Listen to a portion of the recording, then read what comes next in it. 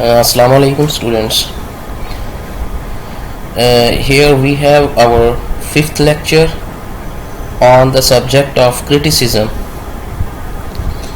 The title of our lecture is The Aristotle, an Introduction.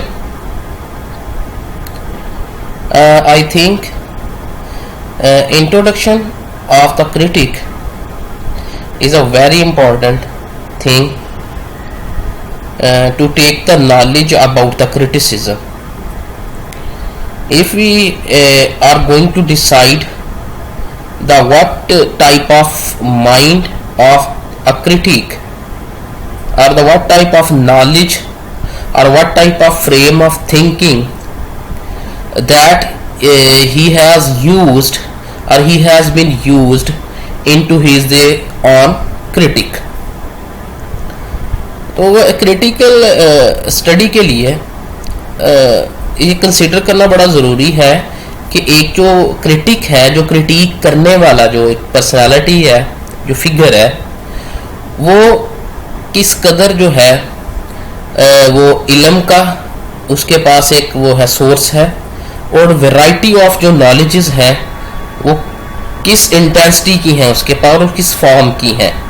ठीक है, तो it is very compulsory to know about the types and differences of the forms of the knowledge that a critic has. So before going to the Aristotelian critic we have to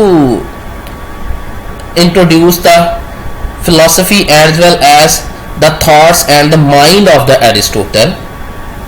First of all, let me start from the brief biography of the Aristotle.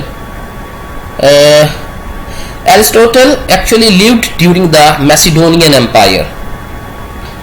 Macedonian Empire is the era or the duration in which Alexander the Great conquered most of the parts of the world. जब Greek tradition जो है वो Alexander के through जो है वो of shoots हुई है ना, यानी कि ग्रीक से निकली है बाहर, इसकी एक्सपेंशन हुई है, उसको मैसिडोनियन इरा कहते हैं और मैसिडोनियन एम्पायर कहते हैं. ठीक है, तो जो इसका जो लाइफ ड्यूरेशन है एरिस्टोटल का वो मैसिडोनियन एम्पायर है. ठीक है, यानी कि वो दौरानिया है जब ग्रीक ट्रेडिशन जो थी ना वो बाहर जानी शुरू हो गई थी. The father of the Aristotle was a royal physician. तो इसका जो वालिद था वो रॉयल फिजिशियन था, यानी कि दरबारी तबीब था वो. Aristotle came to Athens when he was 17 years old. Aristotle जब एथेंस के अंदर आया उसकी उम्र 17 साल थी. तो किसके लिए ये आया था एथेंस में? For the study of philosophy in academy. Philosophy को स्टडी करने के लिए एकेडमी के अंदर. ये बात याद रखिएगा, ग्रीक ट्रेडिशन के अंदर when we talk about into the Greek tradition, or when we talk about or when we use the word of academy, or we hear this word in the perspective of Greek tradition, academy का मतलब एक ही होगा Greek tradition में, वो है प्लेटो का जो institution था. प्लेटो ने जो इंस्टीट्यूशन जो है ना वो बनाया है ना, उसको हम एकेडमी कहते हैं. ठीक है, उसने एकेडमी के नाम से अपना इंस्टीट्यूशन जो है ना स्टैब्लिश किया था. तो अरिस्टोटल भी जो था वो यहाँ पे स्टडी के लिए आया when he was 17 years old. So Aristotle was a very like student of the Plato, so that Plato gives him a nickname, the brains of the academy or the bookworm of the academy. ठीक है, तो academy के जो brains, उसने इसको nickname जो दिया है वो ब्रेन्स का निकनेम दिया है एरिस्टोटल को प्लेटो ने. After the death of the Plato, Aristotle actually left the philosophy of Plato and involved in the biological studies. प्लेटो की डेथ के बाद जो था एकेडमी का जो ऑनर था वो प्लेटो का भतीजा बन गया था। उसका जो नेफ्यू था उसके पास चार्ज आ गया था, जिसकी वजह से जो एरिस्टोटल था वो रिटर्न बैक हुआ है। उसने फिलॉसफी की जो ट्रेडिशन थी प्लेटो की उसको लेफ्ट किया है, छोड़ दिया उसको, और वो बायोलॉजिकल स्टडीज़ के अंदर इन्वॉल्व हो गया। बायोलॉजिकल स्टडीज़ जो थी वो एक्चुअली उसकी होम स्टडी थी, उसकी जो थी वो फैमिली स्टडी थी, क्योंकि we have already know that the father of Aristotle was a royal physician, तबीब था ना, तो बायोलॉजिकल स्टडीज उसकी जो फैमिली ट्रेंड था बेसिकली, इसलिए वो उसने उसको लेफ्ट किया फिलॉसफी ऑफ प्लेटो को, उसका इन्वॉल्व हो गया बायोलॉजिकल स्टडीज के अंदर। इन 343 BC he became the tutor of Alexander the great. आपको पता है कि सिकंदर आज़म जो था उसका उस्ताद है एरिस्टोटल, ठीक है। He taught him for 4 years, 4 साल तक ये उसने उसको ट्यूट किया है, उसने उसको जो है ना वो ट्रेन किया है विद लिटिल इन्फ्लुएंस। लेकिन अलेक्जेंडर जो था वो रिलेक्टेंट था, उसने बहुत ज़्यादा कम जो था वो इन्फ्लुएंस लिया है, बहुत ज़्यादा कम असर लिया है एरिस्टोटल का। Aristotle was died in the age of 62 years, तो 62 years के अंदर जाके एरिस्टोटल की जो है वो डेथ हो गई थी, ठीक है जी। Now see the writings of the Aristotle. 1.5 writings have survived only. If we break down the total writings of the Aristotle into the 5 groups, into the 5 percentages, ठीक है, तो 4 जो हिस्से हैं ना उसकी तहरीरों के या उसकी जो बुक्स के, वो जो है वो सरवाइव नहीं कर सके, ठीक है। सिर्फ 5th पार्ट उसकी जो तहरीरों का वो सरवाइव कर सका, और वो भी क्या, mostly compiled after his death. वो भी ज्यादातर कंपाइल कब हुआ है, उसकी डेथ के बाद। तो द थिंकर्स और the historians categorizes the writings of the Aristotle into 3 types. Number 1 is exoteric. Exoteric सारी की सारी वो राइटिंग्स हैं जो कि गुम हो गई हुई हैं, जो मिल नहीं सकी एरिस्टोटल की। उन सारी की सारी राइटिंग्स को स्टोरियंस क्या कहते हैं, एक्सोटेरिक, ऑलमोस्ट ऑल लॉस्ट, सारी की सारी जो लॉस हो चुकी हैं जी, ठीक है। Second one is the hermeneutic. Hermeneutic का मतलब क्या, when Aristotle was delivering the lecture to his students, they were written down the notes, or they were made the notes of his lecture। तो उसके नोट्स तैयार करते थे, तो जो वो बोलता रहता था अपने स्टूडेंट्स को, जो लेक्चर दिया करता था, वो लेक्चर्स के जो नोट्स थे ना उसके जो तालिब इल्मों ने जो बनाए थे, ठीक है, उसको भी बाद में कंपाइलेशन की गई है, वो भी अरिस्टोटल के नाम से बाद में पब्लिश हुई हैं। तो उन जो राइटिंग्स हैं, those writings are called hypomneustic. And the last one and the final one is the achromatic. Achromatic means the treatise is used for teaching in Lyceum. Achromatic वो वाली सारी की सारी राइटिंग्स हैं एरिस्टोटल की, जो एरिस्टोटल ने बाय हैंड जो थी वो लिखी थी लाइसियम के अंदर टीचिंग करने के लिए। जो नोट्स तैयार करता था ना एरिस्टोटल, लाइसियम बिल्कुल वही एक इंस्टीट्यूशन है जो एरिस्टोटल ने बनाया था एथेंस के अंदर जाकर, जैसे कि एकेडमी प्लेटो ने बनाई थी ना, इसी तरह ही एरिस्टोटल ने भी लाइसियम के नाम से एक अपना इंस्टीट्यूशन वहां पे एस्टैब्लिश किया था, ठीक है। वहां पर पढ़ने वालों को जो नोट्स तैयार किए जाते थे ना, या जो चीजें वो लिख के जाता था, अब बाय हैंड जो था एरिस्टोटल, वो सारी की सारी जो तहरीरें हैं उनको हम एक्रोमेटिक राइटिंग्स कहते हैं। तो let's move on to the major contribution of the Aristotle in the knowledge of the world. तो मेजर जो कंट्रीब्यूशंस हैं वो एरिस्टोटल की, वो किस किस नॉलेज के अंदर है उसकी contributions. The first of all and the foremost achievement of the Aristotle is the discovery of the logic. ठीक है, तो लॉजिक जो है वो बेसिकली डिस्कवरी है एरिस्टोटल की, और ये इंसानियत पर बहुत बड़ा इसका एहसान है कि ही डिस्कवर्ड द लॉजिक. तो लॉजिक के अंदर उसने क्या क्या किया है? His logic was the foundation of most of works in this field.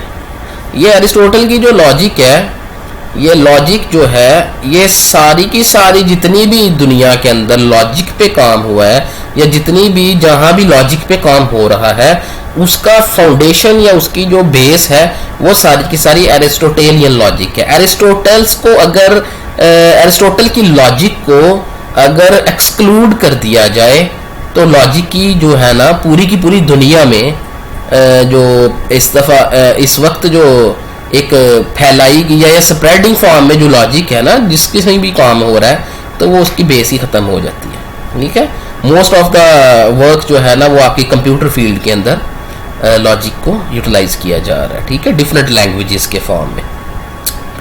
तो Organon is the writing which is specifically related to the topic of the logic. Logic को जो उसने प्रेजेंट किया है ना, बेसिकली अगर हम if we take the understanding of the logic of the Aristotle, then we have to move on the ऑर्गेनोन.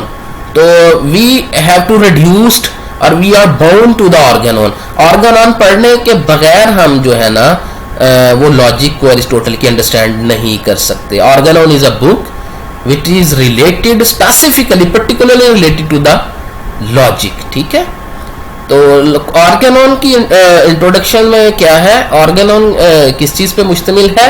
It is a collection of 6 works on logic. Logic के ऊपर कोई 6 टाइप्स के जो वर्क है ना इसके एरिस्टोटल के, ये उनकी कलेक्शन है बेसिकली. तो Aristotle categorizes of things that exist in this book.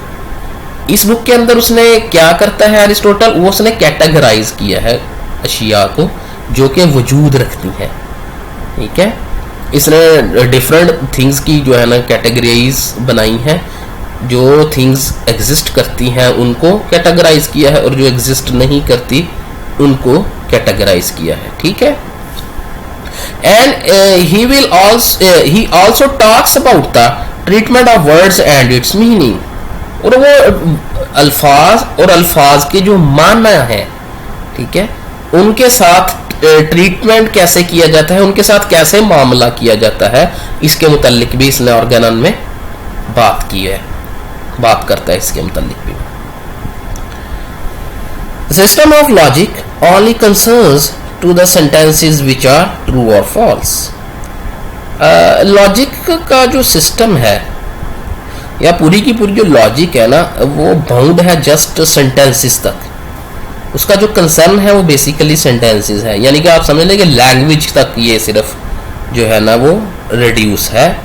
इसलिए सिर्फ उसका ट्रू और फॉल्स होना इसने बताना है कि एक जो सेंटेंस है वो अपने सेंस के अंदर, एक सेंटेंस की जो सेंस है ना और उसके जो वर्ड्स हैं, एक सेंटेंस के 2 टाइप्स है ना 2 पार्ट्स है ना सेंटेंस के, सॉरी, कि एक उसके सिंपल वर्ड्स हैं, ठीक है, उसकी जो मटेरियल फॉर्म है जो जिसको हम देख सकते हैं, दैट वी कैन सी और वी कैन ऑब्जर्व, और दूसरा उसका मीनिंग है.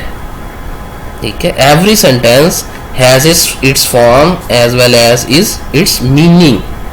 तो जो फॉर्म है वो वर्ड्स की सूरत में है और मीनिंग जो है वो उसका आइडिया की सूरत में है. ठीक है, अब ट्रू और फॉल्स होने का मतलब यहाँ पे ये होता है कि जो जुमले हैं वो जुमले की जो फॉर्म है वो अपनी मीनिंग में भी जो कंपैटिबल है कि नहीं है. वो जो अल्फाज लिखे हुए हैं वो माना भी वही दे रहे हैं कि नहीं दे रहे. ठीक है, अगर तो दोनों मीनिंग और उसकी जो फॉर्म है, ठीक है, उसके जो वर्ड्स हैं और उसकी जो मीनिंग है किसी भी सेंटेंसेस की वो मीट करती है, वो कंपैटिबल होती है एक दूसरे के साथ, तो it's mean the sentence is true, otherwise false. तो इसके डिफरेंट जो है ना लिंग्विस्टिक्स के अंदर भी इसका इस्तेमाल किया जाता है बहुत ज्यादा. ये पूरा एक टॉपिक है साइलोजिज्म का लिंग्विस्टिक्स के अंदर, तो वहाँ पे ये चीज़ें काफ़ी डिटेल के अंदर डिस्कस की जाती हैं, तो बड़ी इंपॉर्टेंट है ये। बस आपने यहाँ पे सिर्फ ये याद रखना है कि सेंटेंस के जो एक वर्ड्स हैं जो हमें नज़र आते हैं लिखे हुए, और एक उसका मीनिंग है। अगर दोनों कंपैटिबल हैं, दोनों मीट करते हैं एक दूसरे को, तो ट्रू है। अगर वो नहीं मीट कर रहे तो फॉल्स। ठीक है, ये वो ट्रू और फॉल्स होना अखलाकी माना में नहीं है, ठीक है, गलत और सही नहीं है। ये ट्रू और फॉल्स होना यह है कि अकॉर्डिंग टू लॉजिक, कि लॉजिकल रिलेशन दोनों में अगर फॉल करता है तो वो ट्रू है, लॉजिकल नहीं है तो वो गलत है। ठीक है, and other development of the Aristotle is of the syllogism. ये देखा ना, वो बात आ गई, साइलोजिज्म एक पूरी की पूरी साइंस है।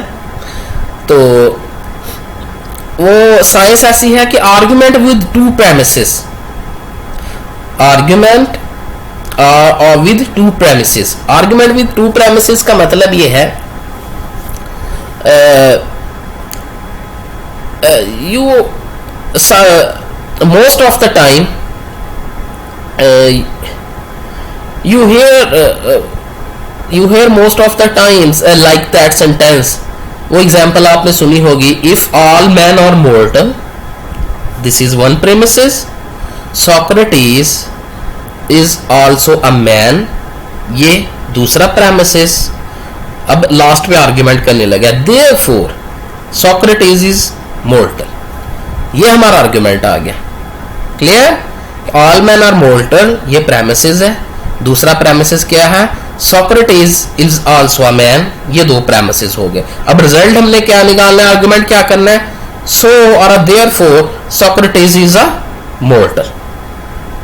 ठीक है, तो ये इस किस्म की जो एक रिलेशनशिप है ना प्रेमिसेस और आर्ग्यूमेंट्स का, ये सारे का सारा डील्स होता है साइलोजिज्म के अंदर। और इस तरह साइलोजिज्म की बेशुमार टाइप्स है, मोर देन 200 टाइप्स है साइलोजिज्म की, पूरे का पूरी साइंस है ये एक।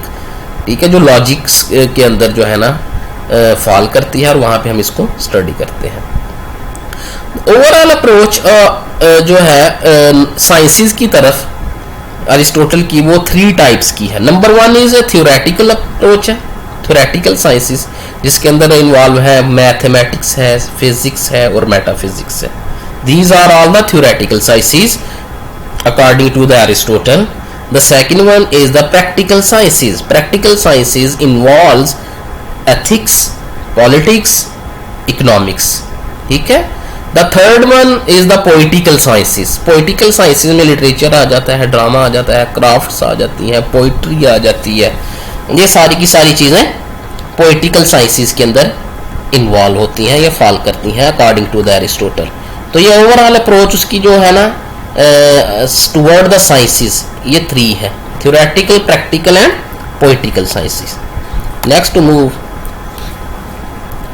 The second contribution into the logic of by the Aristotle is the metaphysics. ठीक है जी, metaphysics is basically the branch of philosophy, or the major branch of philosophy that is originated in a proper sense from the Aristotle. Metaphysics is based on God, who is the universal in the working world, not rely on religious revelation. तो metaphysics के अंदर इसकी contribution ये थी, Aristotle ये कहता है कि खुदा के ऊपर बुनियाद रखती है पूरी की पूरी कायनात, और कायनात के अंदर जो कुछ हो रहा है इसकी बेस क्या है, गॉड है। लेकिन वो ये रिलाई नहीं करता, वो रिलीजियस गॉड का कॉन्सेप्ट नहीं है एरिस्टोटल का। एरिस्टोटल कहता है कि पूरी की पूरी जो यूनिवर्स है, इसको स्टार्टिंग जो पॉइंट है वो गॉड है। God is actually a starting point of the universe according to the Aristotle, or rather than not nothing more than it। ठीक है, इससे ज्यादा खुदा उसके नजदीक कुछ भी नहीं है। ठीक है, यहाँ पे रिलीजियस कॉन्सेप्ट नहीं है गॉड का अरिस्टोटल के यहाँ। अरिस्टोटल कहता है प्राइम काज है, पहली सबसे बुनियादी वजह जो है वो यूनिवर्स की, वो गॉड है। ठीक है, उसके बाद गॉड का कोई ताल्लुक नहीं है वर्किंग ऑफ वर्ल्ड के साथ, उसका सिर्फ प्राइमरी काज, फर्स्ट काज जो है ना वो इस यूनिवर्स की, इसलिए वो रिलाई नहीं करता रिलीजियस रेवलेशन के ऊपर, यानी कि मजहबी वही के ऊपर वो रिलाई नहीं करता। ठीक है जी। All existence is made up of a union of form and matter. ये देखा ना वो बात आ गई, वो थ्योरी ऑफ इमिटेशन हमने पढ़ी थी, उसके अंदर आपको याद रखना चाहिए कि थ्योरी ऑफ इमिटेशन का हमने नाम एक लिया था थ्योरी ऑफ फॉर्म। ठीक है, form is the actual form which is present beyond this universe. अब ये कहता है कि क्योंकि अरिस्टोटल उससे के बिल्कुल अगेंस्ट था प्लेटो के, वो तो प्लेटो का आइडिया था ना थ्योरी ऑफ फॉर्म का, तो ये यहाँ क्योंकि अरिस्टोटल यहाँ पे जो क्लेम करता है वो ये कहता है all existence is made up of a union of form and matter. कहता है मैटर की कोई शेप नहीं है, मैटर को जो चीज शेप करती है ना वो उसका ताल्लुक दूसरी दुनिया के साथ है, वहां से उसकी जो एक्चुअल फॉर्म है वो मैटर के अंदर आई है तो मैटर को शेप पे मिलती है। यानी कि दूसरी जो बियॉन्ड यूनिवर्स है इस दुनिया के साथ, जिसको प्लेटो कहता था ना कि आइडिया जो है वो एक्चुअल में वो इस दुनिया से परे है। ठीक है, बाकी सारी की सारी कॉपीज है उसकी, तो वो नहीं मतलब है कि वो इंटेंजिबल है, वो सेंसेस में नहीं आ सकता।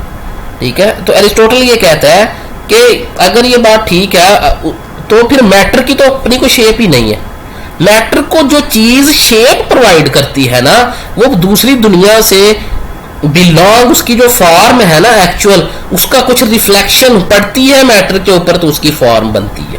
ये बात को जरा समझ लीजिएगा कि मैटर की अपनी कोई शेप नहीं है, वो तो शेप कहाँ से लेता है मैटर। एक जो इंसानी जिस्म है वो एक जिस्म, अजसाम तो सारे हैं, लेकिन एक खास किस्म की उसकी जो एक सूरत है, उसकी जो फॉर्म है वो कहाँ से आती है, वो दूसरी दुनिया जहाँ उसकी जो प्योर फॉर्म पड़ी हुई है, जहाँ पे वो विदाउट मैटर है या मैटर लेस उसकी फॉर्म है, उसकी रिफ्लेक्शन होती है मैटर के ऊपर, जिसकी वजह से ये मैटर एक पर्टिकुलर शेप और एक फॉर्म के अंदर कन्वर्ट हो जाता है। इसलिए वो कहता है कि जितनी भी एग्जिस्टेंस है ना दुनिया के अंदर, तो वो किसका यूनियन है, फॉर्म एंड मैटर का। God is pure form without matter, इसलिए वो कहता है जो खुदा है वो प्योर फॉर्म है, उसका मैटर कोई नहीं है। कुछ लोग इसको फॉर्म को एनर्जी के माना में लेते हैं, लेकिन वो साइंटिफिक वो है, वो मिस्टेक का एक शिकार है। ये फॉर्म जो है ना वो इन टर्म ऑफ एनर्जी नहीं है, एनर्जी और मैटर को लोग जो है ना वो कंसिडर करते हैं इसके अकॉर्डिंगली, ऐसा नहीं है गलत। तो वो इसलिए वो कह रहे हैं कि God is pure form without matter, कि खुदा, इसीलिए खुदा जो है वो प्योर फॉर्म है मैटर के without. The third one is the biology. Biology के अंदर उसने दो तीन काम किए हैं बड़े importantly. History of different species. ठीक है, एक तो उसने क्या किया है, मुख्तलिफ स्पीशीज जो है वो पौधों की हैं, वो जानवरों की हैं, उसने उनको क्या किया है, अरेंज किया। ठीक है, कि कौन सी स्पीशीज जो है वो उसका लिंक कहाँ पे जाता है हिस्टोरिकली उसने डिटरमिन किया है डिफरेंट स्पीशीज को। सेकंड वन इसने क्या काम किया इंपॉर्टेंट बायोलॉजी के अंदर, डिटेल्ड डिस्क्रिप्शन ऑफ एनिमल्स। जो एनिमल्स थे उनकी डिटेल डिस्क्रिप्शन दी है, उनकी बॉडी की, उनके ब्लड की, उनकी फिजियोलॉजी की, उनकी एनाटॉमी की। ठीक है, ये इस तरह की उसने एक्सप्लेनेशंस की हैं डिफरेंट एनिमल्स के through. The fourth one is the philosophy of mind या साइकोलॉजी। मॉडर्न साइकोलॉजिस्ट कंसिडर करते हैं कि Aristotle is the pioneer psychologist of the history of human being. तो philosophy of mind, De Anima is a name of book written by the Aristotle which means on the soul. The Anima जो है वो soul के ऊपर जो है ना पूरी की पूरी उसकी बुक है। It deals with the nature, function and elements of soul. तो ये बुक डील करती है किसके साथ, नेचर, फंक्शन और एलिमेंट्स ऑफ सोल के साथ इसकी ये बुक डील करती है। And he will also talk about the dreaming, sleeping as well as the memory of human being. इसी बुक के अंदर उसने ख्वाबों का मुतल्लिक बात करता है, उनकी तफसीलात मुहैया की हैं, स्लीपिंग कैसे होती है, उसका सारा प्रोसेस, उसके सारे के सारे क्रिटिसिज्म, उसके ऊपर सारी की सारी उसकी थ्योरीज उसने डिफ़ाइन की हैं, और मेमोरी, ठीक है, जो हाफजा है इंसानी, उसके बारे में इस बुक के अंदर उसने डिटेल्ड एक्सप्लेनेशन प्रोवाइड की है। तो soul is a complement according to the Aristotle, soul is a complement of the body, it is not the enemy of the body. तो एनिमी ऑफ द बॉडी का जो concept है ये प्लेटो के यहाँ था। प्लेटो ये कहता है कि जो बॉडी के अंदर जब सोल आती है ना, ठीक है, तो बॉडी जो है वो सोल को ओवरकम कर लेती है, ठीक है, सोल को कंकर कर लेती है, और सोल जो है वो बॉडी के सबऑर्डिनेट बन जाती है, ठीक है। इसीलिए वो ये कहता है कि बॉडी, जो लोग सोल इस तरह की मिस्टिक प्रैक्टिसेस करते हैं ना, वो बेसिकली क्या करते हैं, वो अपने बॉडीली जो प्लेयर है ना, या बॉडी का जो ओवरवेलमिंग है उसको मिनिमाइज करते हैं, उसको डिमोलिश करते हैं अपनी मिस्टिकल प्रैक्टिसेस के जरिए, अपनी रूहानी जो है ना रियाजतों के जरिए वो अपने जिस्म की जो एक उसका जो वो कब्जा है ना उसकी उनकी रूह के ऊपर, वो ख़त्म करने की कोशिश करते हैं, जिसकी वजह से वो रूहानी दर्जात पा सकते हैं। वही उसका, क्योंकि उसके यहाँ बॉडी और सोल जो है वो these are both the enemies of each other, whereas Aristotle claim that soul is a complement of the body. क्योंकि एरिस्टोटल कहता है कि सोल जो है वो एनिमी नहीं है, सोल बल्कि कॉम्प्लीमेंट है जो बॉडी की फुलफिलमेंट करती है, ठीक है। बॉडी जो है ना वो सोल की फुलफिलमेंट करती है, और सोल जो है वो बॉडी की फुलफिलमेंट करती है। दोनों एक दूसरे के साथ मिलकर जो है वो एक प्रोडक्शन करते हैं, इसीलिए दुनिया के अंदर क्रिएटिविटी पैदा होती है। अगर सोल और बॉडी की कॉम्प्लीमेंट ना बने तो क्रिएटिविटी ह्यूमन बीइंग से खत्म हो जाएगी, ठीक है जी। Then number 5, the contribution of Aristotle into the ethics. The work on ethics of the Aristotle is named by Nicomachus. It has 4 parts basically. Nicomachus are the advices that the Aristotle gave to his son. कुछ लोग इसको अपने नेफ्यू को भी कहते हैं कि निकोमाकस जो था इसके बेटे का नाम है बुनियादी तौर पे, तो इसके अंदर उसको नसीहतें उसने की हुई हैं। तो there are 4 parts of this book. In the first part it deals with good for flourishing life. तो ये गुड के साथ यानी कि खैर के साथ डील करती है। ये जो एथिक्स का जो कॉन्सेप्ट है ना, वो आपको जानते हैं कि तसव्वुर खैर व शर। एथिक्स का मतलब क्या है कि तसव्वुर खैर व शर, ठीक है, कि खैर क्या है और शर क्या है, इसकी बहस की जाती है एथिक्स के अंदर, ठीक है ना। इसलिए यहाँ भी उसने बताया कि फर्स्ट पोर्शन में वो क्या, फर्स्ट पार्ट में वो क्या डील करता है, ये बुक डील्स विद गुड, कि खैर क्या है, कि आइडिया ऑफ जो है ना को गुडनेस वो क्या है, वो बता रहा है आगे। Good for flourishing life where skills are used properly. Flourishing life का मतलब क्या होता है कि परवान चढ़ती हुई जिंदगी, ऐसी जिंदगी जिसके अंदर जो आपका जो वर्क है वो एरर और मिस्टेक से फ्री होता जाता है, यानी कि आपकी जिंदगी इस तरह से दर्जात तय करती है कि उसकी जो स्किल्स हैं वो वहां पे प्रॉपरली यूज होना शुरू हो जाती हैं, यानी कि मिस्टेक और मिस्टेकन फ्री या एरर फ्री लाइफ जो है, ठीक है, उसका वो फ्लरिशिंग लाइफ कह रहा है। कहता है गुड वो है, खैर वो है जो इंसानी जिंदगी को एरर से क्या करे, फ्री करती रहे, ठीक है। जूं एरर से इंसानी जिंदगी फ्री होती जाएगी, इतनी उसकी स्किल्स के अंदर प्योरिफिकेशन होती जाएगी, उसके अंदर प्रॉपरनेस आती जाएगी, ठीक है, और वो अपनी यूटिलिटी के अंदर भी 100% रिजल्ट देंगे। और वो इस जो है ना एरिस्टोटल के नजदीक गुड का कॉन्सेप्ट ये है कि जिंदगी अपने दर्जात को तय करे। दर्जात को तय करने का मतलब ये है कि वो एरर फ्री होती जाए। एरर फ्री होगी तो स्किल्स जो है वो 100% रिजल्ट प्रॉपरली दे सकेंगे। In the second part he considers practical excellence such as courage, friendliness, ready with which you depend on practical wisdom। Practical excellence की बात करता है, वो कहता है प्रैक्टिकल एक्सीलेंस ये है जो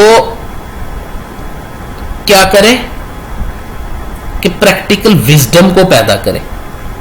प्रैक्टिकल एक्सीलेंस क्या है, प्रैक्टिकल विजडम का मतलब क्या है कि जब आपके पास करेज का एक बंदा कर्जियस है या फ्रेंडलीनेस है, ठीक है, दोस्तपन का मालूम ही नहीं है उसे, ठीक है, या एक बंदा करेज का नॉलेज तो रखता है लेकिन प्रैक्टिकली उसको परफॉर्म नहीं कर सकता, ठीक है, एक बंदा दोस्ती का तो एक कॉन्सेप्ट रखता है अच्छी दोस्त होने का, लेकिन वो अच्छा दोस्त प्रैक्टिकली परफॉर्मेंस उसकी नहीं है, वो कहता है ये मतलब है कि कोई बात ही नहीं बनती।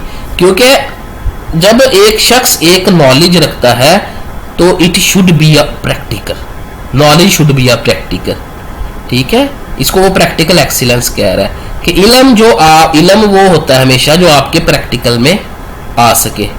ये बेसिकली थीम है, इसका क्लेम है कि अगर एक चीज अच्छी है तो उसको आपकी लाइफ की प्रैक्टिकलिटी के अंदर शामिल होना चाहिए नहीं बल्कि वो होगी, ठीक है ना। चाहिए तो एक अखलाकी चीज आ जाती है ना, वो कहता है कि अगर वो प्रैक्टिकल नहीं बन पा रही तो वो उसके ऊपर गौर करें कि वो विजडम नहीं है, क्योंकि विजडम जो होगी वो प्रैक्टिकल जरूर होगी। इसलिए ये प्रैक्टिकल एक्सीलेंस की बात करता है कि खैर का कॉन्सेप्ट जो है वो विदाउट प्रैक्टिकल समझ से बाहर है। In the third section, need for friendship and human society is considered a relationship to the flourishing life। वो कह रहा है एक इंसान ने एक गुडनेस को उसने अडॉप्ट किया है, ठीक है, फ्लरिशिंग लाइफ की तरफ वो गामजन है, तो उसने यहाँ पे तो नहीं ना रहना, ठीक है, उसने सोसाइटी में रहना ना। Human being can not live alone in the whereas because he is a social animal. ये भी बात करेगा अपनी पॉलिटिकल फिलॉसफी में कि वो सोशल एनिमल है, वो विदाउट सोसाइटी लिव नहीं कर सकता। उसने किसी का फ्रेंड बनना है, उसने किसी का रिलेटिव बनना है, उसने ह्यूमन सोसाइटी का पार्ट बन के रहना है। तो कहता है कि इस थर्ड सेक्शन के अंदर वो फिर ये चीजों को कंसिडर करता है कि जब वो सोसाइटी के साथ एक फ्लरिशिंग लाइफ का एक सोशल जो एक रिलेशन होगा, वो उसके नतीजे क्या निकलेंगे कि फ्लरिशिंग लाइफ जो है वो मैनिपुलेट हो जाएगी या सोसाइटी के ऊपर इफेक्ट करेगी फ्लरिशिंग लाइफ। इस तरह की वो चीजें थर्ड पार्ट के अंदर डिस्कस करता है यहाँ पे। And the last part deals a question how to live well. Last part के अंदर वो इस चीज को डील करता है, इस क्वेश्चन का आंसर देता है कि हाउ टू लिव वेल, कि बेहतर जिंदगी कैसे गुजारी जाती है। वो क्या, इसका आंसर वो ये करता है कि we must sit back and contemplate God. ये बड़ा एक अजीबो गरीब स्ट्रेंज किस्म का एक आंसर है। वो कहता है अच्छी जिंदगी गुजारने का मतलब ये है कि हम लाइफ को फ्लरिश करें, और फ्लरिश लाइफ कैसे होगी कि वी मस्ट सिट बैक, हमें पीछे बैठ जाना चाहिए, हमें पीछे हो जाना चाहिए, और कंटेम्पलेट गॉड, और खुदा के मुतालिक हमें सोचना चाहिए। जो खुदा के मुतालिक फिक्र तदब्बुर एक कोने में लग के जब इंसान गोया के एक लाइफ को फ्लरिशिंग लाइफ हासिल करता है, गुडनेस उसके अंदर आती है ना, वो कहता है कि उसको उसके अंदर ये चीज फिर आनी चाहिए अगर वो अच्छी जिंदगी गुजारना चाहता है, ठीक है, उसने गुडनेस तो गेन कर ली है, अब वो कह रहा है कि मेरी लाइफ भी वेल किस्म की गुजरे, वेल मैनर लाइफ हो मेरी। वो कहता है कि उसको क्या चाहिए, अपने एक अलहदा कॉर्नर ढूंढ लेना चाहिए और उसको खुदा के बारे में फिक्र तदब्बुर इख्तियार करना चाहिए। तो इस पॉइंट के ऊपर बहुत सारी क्रिटिसिज्म भी है प्लेटो की, उसका हमारे साथ कोई कंसर्न नहीं है अभी, ना हमारा उसके साथ कोई लेन देन है। तो so we move on our the next slide, political philosophy, the contribution of Aristotle in the political philosophy. देखें डिफरेंट एंगल्स और डिफरेंट व्यू पॉइंट्स में बताने का पर्पज़ ये है यहाँ पे एरिस्टोटल के कि हम ये जान सकें कि जब एरिस्टोटल क्रिटिसिज्म की बात करेगा या एरिस्टोटल को एज अ क्रिटिक जब हम स्टडी करेंगे तो हम देखेंगे कि इसका आर्गुमेंट के अंदर कितनी स्ट्रेंथ है। आपने देखा ना कि डिफरेंट वे ऑफ नॉलेजेस के अंदर उसका कंट्रीब्यूशन है, ठीक है, वैरायटी ऑफ नॉलेजेस के अंदर वो पार्टिसिपेशन कर रहा है एरिस्टोटल अपने नॉलेज के थ्रू। तो हम यहाँ पे देखते हैं पॉलिटिकल फिलॉसफी। पॉलिटिकल फिलॉसफी के अंदर वो क्या बताता है, human society is neutral state of humanity, natural state of humanity, sorry, human society को कहता है कि नेचुरल स्टेट ऑफ ह्यूमैनिटी है। नेचुरल स्टेट ऑफ ह्यूमैनिटी का मतलब यह है कि इंसान जो है, या आगे उसने बात की है ना, man is a social animal, बहुत फेमस उसका ये एक सेंटेंस है। वो कहता है man is a social animal, इसलिए वो कहता है कि जब एक सोशल एनिमल, कब जो है ना वो एक सोशल एनिमल होगा, जब वो सोसाइटी की फॉर्म में लिव करेगा। अगर वो सोसाइटी की फॉर्म के अंदर लिव नहीं करता तो उसका जो है वो सोशल होना ये डिनाई होता है, ये चैलेंज होता है। तो human society is a natural state of humanity, इसलिए वो ये बात कर रहा है, ठीक है ना। इंडिविजुअल्स गैदर इन फैमिलीज, वो कहता है कि इंडिविजुअल जो है वो फैमिलीज की फॉर्म में इकट्ठे होते हैं। हुज पर्पस, फैमिली का पर्पस क्या है, टू सर्वाइव, ठीक है, जिनका मकसद ये होता है कि अपने आप को सर्वाइव करवाना, उनका पर्पस ये है अपनी बका की, उनका बका का पर्पस है उनका, ठीक है। एंड फैमिलीज इनटू विलेजेस, और फैमिलीज जो है वो किसकी फॉर्म के अंदर रहती हैं, विलेजेस के फॉर्म के अंदर, विच एम टू लिव वेल, जिनका मकसद क्या है, अच्छे तरीके से जिंदगी गुजारना। अच्छे तरीके से जिंदगी गुजारने का मतलब क्या है, इन कंफर्ट सिचुएशन, के पुरअमन तौर पर अपने आप को रखना या पुरअमन तौर पर जिंदगी को लिव करना। यानी कि फर्द जो है वो फैमिलीज की फॉर्म में करते हैं, रहते हैं, जिनका मकसद सर्वाइव करना है। फैमिलीज का पर्पस क्या है, सर्वाइव। और फैमिलीज जो है वो विलेजेस की फॉर्म के अंदर, और विलेजेस का मकसद क्या है, वेल तरीके से लाइफ लिव करना, यानी कि लिव इन कंफर्ट सिचुएशन, के पुरअमन जिंदगी गुजारना विलेजेस का पर्पस है। फैमिली का पर्पस सर्वाइव करना है according to Aristotle. Village is a city state, तो विलेज को वो क्या कहता था, village is a city state. City state का मतलब क्या है, पोलिस। ग्रीक में उसने उसको क्या कहा, पोलिस का मतलब क्या है, सेल्फ सफिशिएंट, इंडिपेंडेंट, यानी कि उसको अपने मामलात के लिए, उसको अपने अपने जो है ना वो सोसाइटी के लिए, उसको अपने आप को जो है ना आगे बढ़ाने के लिए किसी दूसरे के फैसले की या दूसरे की इन्वॉल्वमेंट की कोई भी उसको जरूरत नहीं हो रहती। ऐसा विलेज क्या है उसके नजदीक, सिटी स्टेट, जो कि सेल्फ सफिशिएंट है, अपने लिए खुद कारगर है, वो ठीक है, खुद ही काफी है, उसको किसी की जरूरत नहीं है। He they that village is not, there is no need to express itself and to help itself, यानी कि अपनी मदद करने के लिए उनको किसी की जरूरत नहीं होती। justice is necessary need when the men are living into the form of villages, ठीक है। जब वो विलेजेस के अंदर या सिटी स्टेट की फॉर्म में रहते हैं तो वहां पे जस्टिस जो है, निज़ाम अदल जो है वो बहुत ज्यादा जरूरी हो जाता है, वो बहुत बड़ी जरूरत है। उसने पॉलिटिकल फिलॉसफी के अंदर अपने ये बात की हुई है। He studied the slavery, citizenship, monarchy, democracy in 150 old city state. 150 उन्होंने अरिस्टोटल ने 150 विलेजेस और या सिटी स्टेट का उसने स्टडी की थी। उसमें डिफरेंट उसने एलिमेंट्स को स्टडी किया है, उसने स्लेवरी को स्टडी किया है, उसने सिटीजनशिप को स्टडी किया है उन 150 सिटी स्टेट्स के अंदर, मोनार्ची को स्टडी किया है और डेमोक्रेसी को उसने स्टडी किया है और अपने इसमें कमेंट्स किए हैं उसने, ठीक है जी। तो आप देख सकते हैं कि उसकी पॉलिटिकल जो व्यू है वो कितना ब्रॉड होगा एरिस्टोटल का अपने जमाने के तहत। So this is all from my side. You can ask me where you feel that that point is ununderstandable to you. Thank you.